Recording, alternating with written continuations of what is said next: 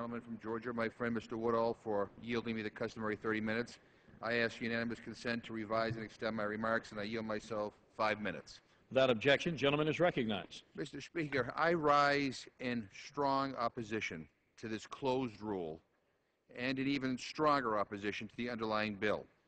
This is a closed rule. My friend from Georgia, Mr. Woodall, was on the floor last week telling us how excited he was as we debated a modified open rule for a flood insurance bill. My friend talked about how proud he was of the open process that allowed members to offer germane amendments to the bill.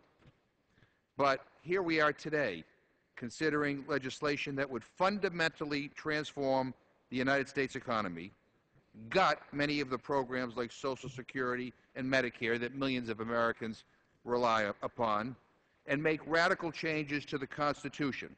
And the Republican majority of the Rules Committee has brought it to the floor under a closed rule. No hearings, no witnesses, no markups, no nothing. This bill was cobbled together last Friday night and rushed to the floor just a few days later.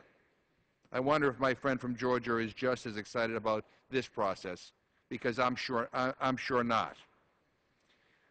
Last night in the Rules Committee, I offered my friends on the other side of the aisle the opportunity to put their votes where their rhetoric is and support an open rule. They chose to vote no. Every single Republican member on the Rules Committee voted no. As for the underlying legislation, Mr. Speaker, I can't quite figure out if this is a meaningless exercise in political theater or an actual expression of Republican values. And frankly, I can't figure out which is worse. If it's theater, it would get lousy reviews.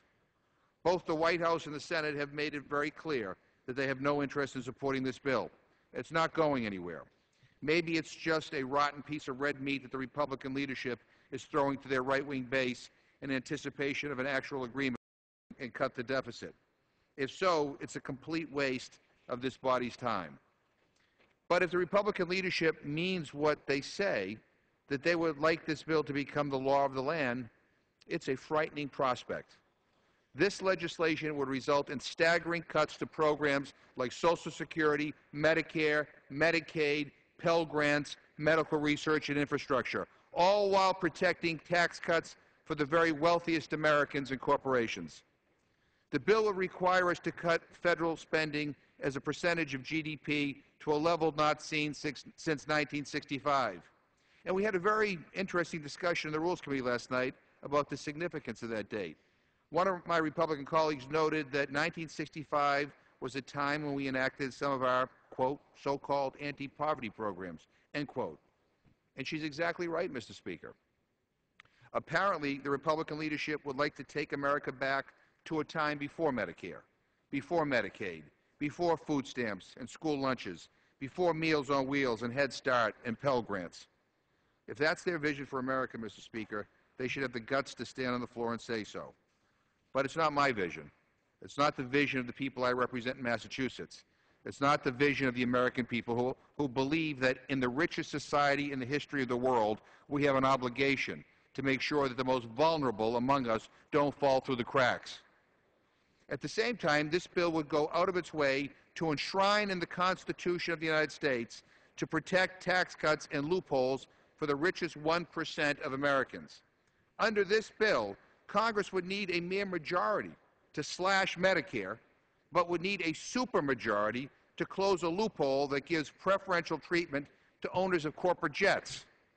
Talk about picking winners and losers, Mr. Speaker. You know, in the ongoing budget negotiations, the Republican leadership of this House have said that they will absolutely not consider raising any revenues to address the deficit and the debt. But listen to this. According to news reports, they're willing to force seniors receiving Medicare home health care to fork over new copays. So if an elderly woman in Worcester, Massachusetts, with diabetes has to pay more for a visiting nurse, the Republicans say, so be it. But heaven forbid that oil companies making billions and billions of dollars in profits have to pay their fair share. Maybe they'll call those new copays user fees so that Grover Norquist and the Club for Growth will give them a pass. But tell the woman in Worcester who will be forced to go into a nursing home that her taxes didn't go up.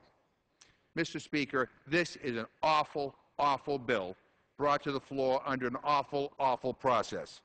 I urge my colleagues on both sides of the aisle to reject this cynical effort and get back to work and meaningfully address the budget issues facing this nation. Time is running out. We need to get to work to seriously resolve this crisis. Reject this bill. I reserve the balance of my time. Gentleman's time is reserved. Gentleman from Georgia.